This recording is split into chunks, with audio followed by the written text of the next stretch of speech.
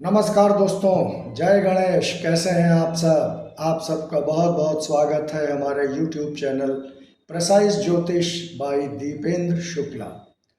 दोस्तों, जैसा कि अभी तक हमारी चर्चा चल रही थी लग्न विशेष को लेकर, कल से हमारी चर्चा प्रारंभ हुई है ग्रह विशेष को लेकर। कल इसी क्रम में हमने आपको सूर्य ग्रह की जानकारी दी। आज चंद्रमा की जानकारी देते हैं।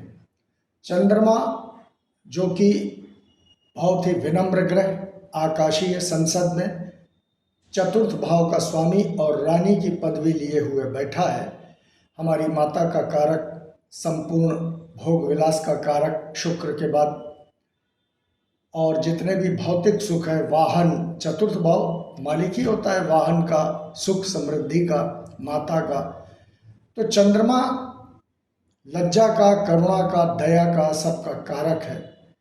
इसी प्रकार अगर वो अपनी कक्षा जब लेगा कुंडली में, तो विभिन्न भावों में जाकर कैसे कैसे फल देगा, आज की चर्चा दोस्तों इसी पर है। दोस्तों, अगर चंद्रमा लग्न में ही आकर बैठ जाएगा, अब यहाँ एक चीज और बता दें, हमने काल पुरुष के अनुसार मेष लग्न को बनाया है। आपकी लग्न कोई भी हो सकती है, आप अपनी लग्न पे इसको अप्लाई कर लीजिएगा। चंद्रमा अगर लग्न में ही आकर बैठेगा तो व्यक्ति सर्वगुण संपन्न होगा, भोगी होगा, बलिष्ठ होगा, गौर वर्ण का होगा, ताकतवर होगा, स्त्रियों में बड़ा प्रसिद्ध होगा, अत्यंत धनी होगा। अब यहीं पर ये सारी चीज़ें तब लागू होती हैं जब चंद्रमा बली हो। जैसे मान लीजिए उच्चस्थ हो, वृष राशि का हो।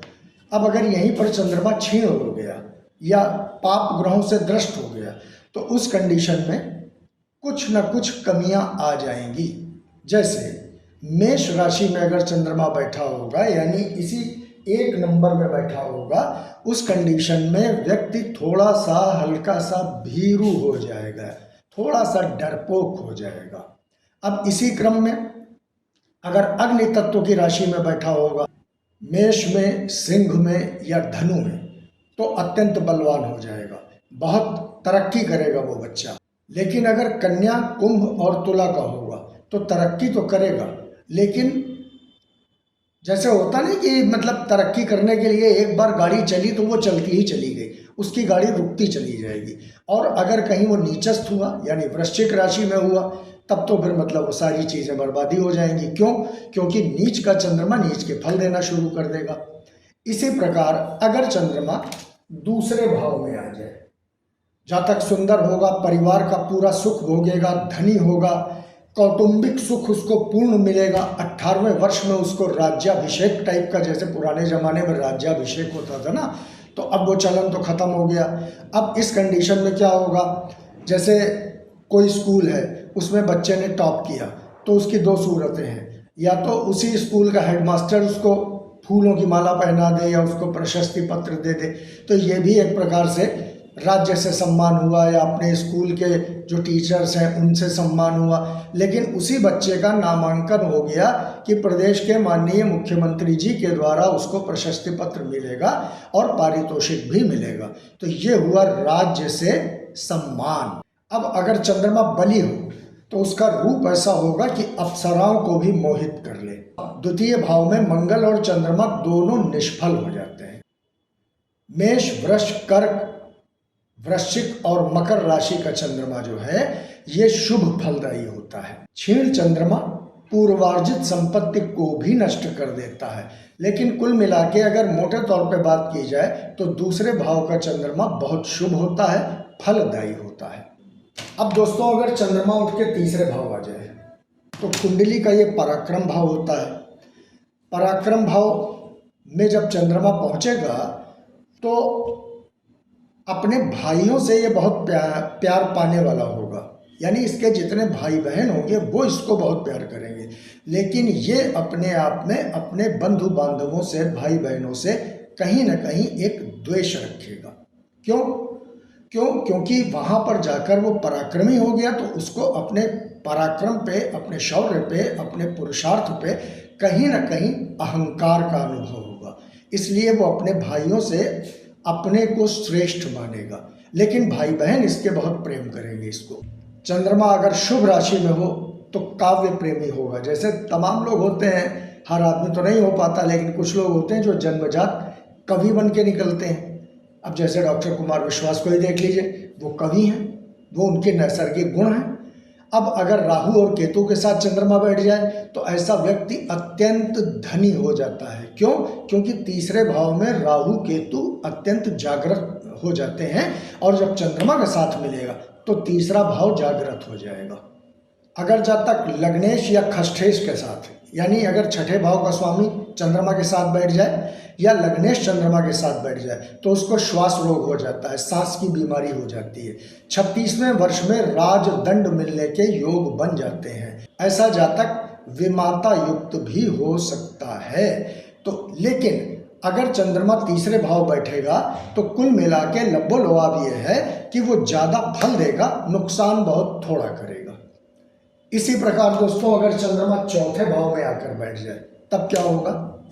जातक अपने भाइयों में श्रेष्ठ, माता का प्रेमी, मांस भक्षी, हालांकि मांस भक्षण करेगा लेकिन प्रतापी, यशस्वी, तपस्वी टाइप का उसका नेचर होगा। मतलब भोग करने के साथ भी उसका जो एक बेसिक नेचर होगा वो तपस्वियों जैसा होगा। दान धर्म करने की प्रवृत्ति उसके अंदर आ जाएगी, पूजा पाठ करने की प्रवृत्ति आ जाएगी।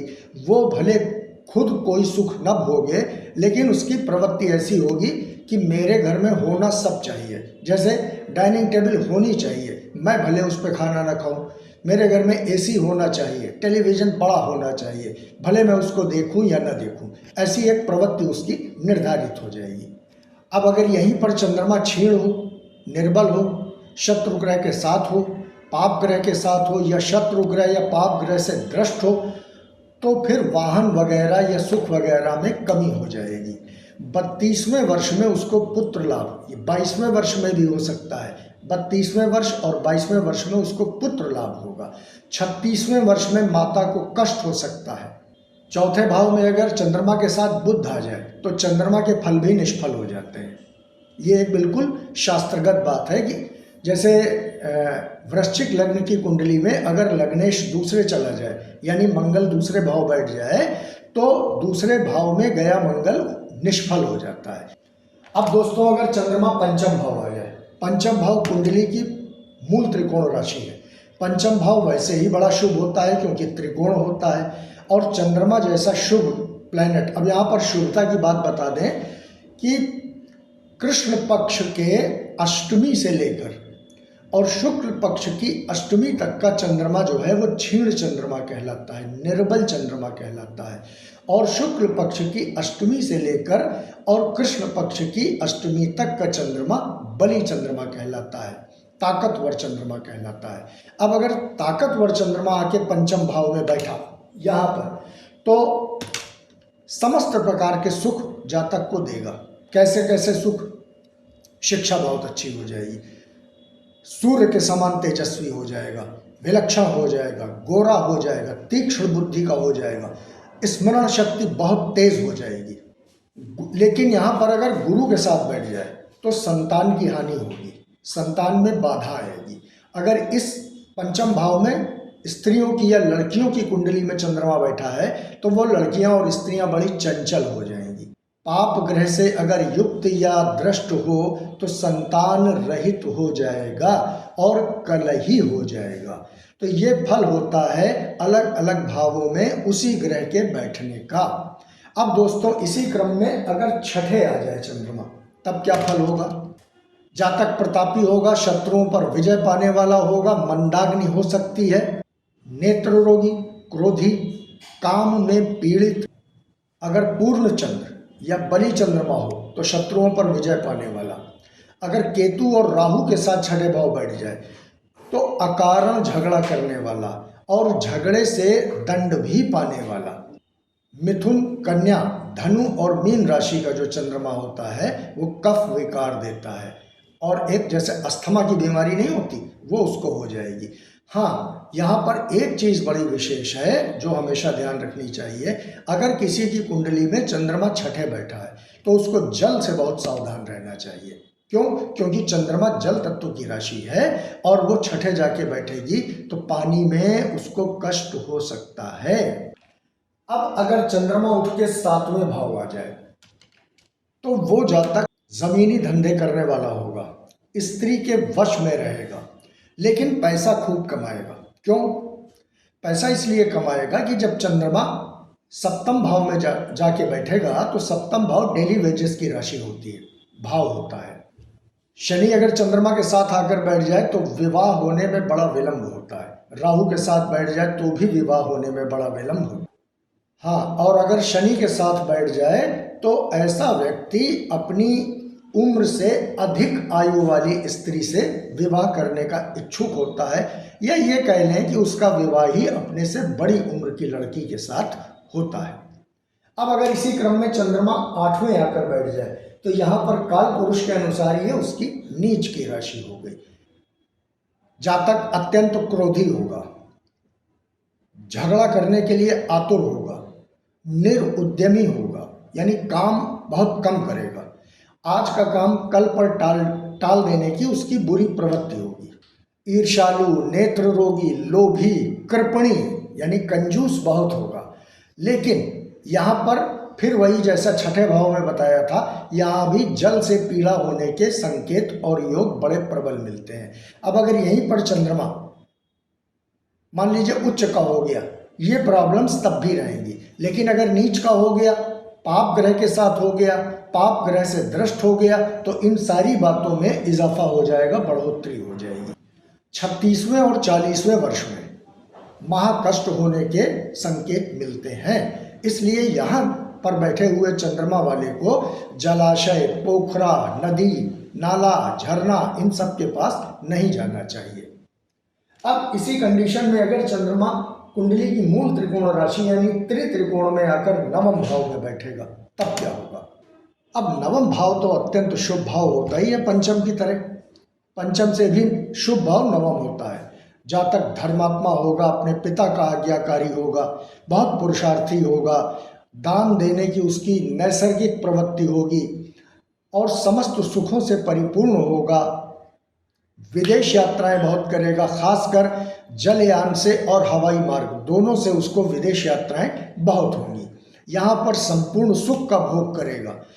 इसके जीवन के 14 से 20 वर्ष की जो उम्र होगी वो थोड़ा कष्टकारी होगी, लेकिन यहाँ पर शुभ फल बहुत मिलेंगे। अब इसी क्रम में अगर चंद्रमा दशम में आकर बैठ जाए तब कैसे फल?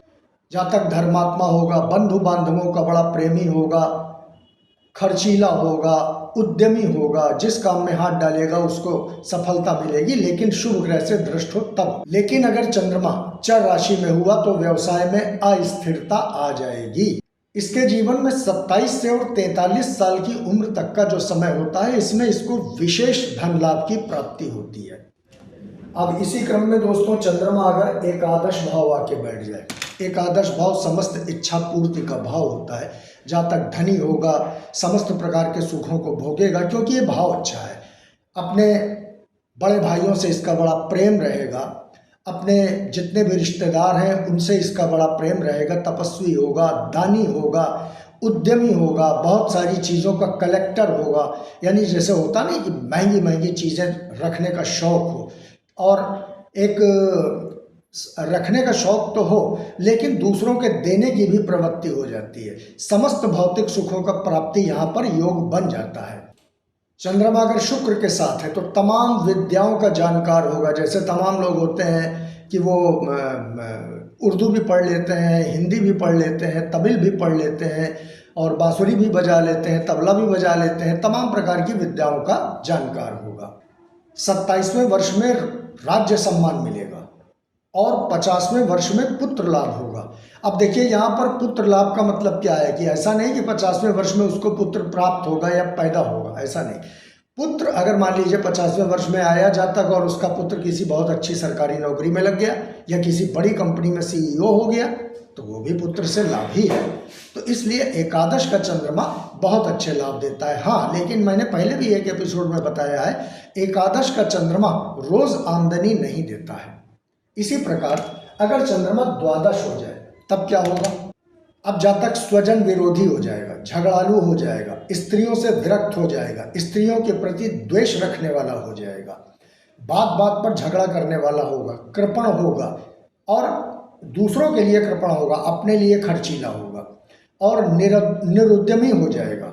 अब अगर चंद्रमा शुभ ग्रह से भ्रष्ट हो या शुभ ग्रह के साथ युद्ध में बैठा हो तो ऐसा जातक बुरे भाव में बैठ के भी दानी हो जाएगा और बंधु बांधवों से प्रेम करने लगेगा। क्यों, देखिए सारा पोजीशन का खेल है। अगर उसके ऊपर पाप ग्रह भी हो जाएंगे, संगत का असर जैसा होगा वैसा उसको फल मिलना शुरू हो जाएगा। अब अगर शुभ ग्रह से जैसे बृहस्पति शुक्र से या बुध से, अकेला बुध बैठा हो तो शुभ ग्रह माना जाता है, वहाँ पर अगर दृष्ट हो जाएगा तो उसके अंदर वो भाव पैदा हो जाएंगे और 36वें वर्ष में और 42वें वर्ष में उसको विशेष धन लाभ प्राप्त होता है।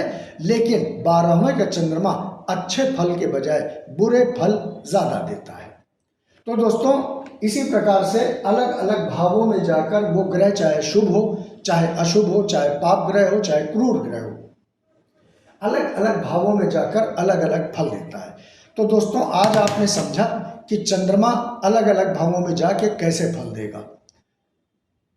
कल आपसे मुलाकात होगी मंगल ग्रह को लेकर। तब तक के लिए हम अपनी वाणी को यही विराम देते हैं। आप लोग इसको देखिए, समझिए, अपनी कुंडली से मिलाइए। हमारे चैनल को सब्सक्राइब कीजिए, शेयर कीजिए, लाइक कीजिए। धन्यवाद। जय सिया राम। नमस्कार।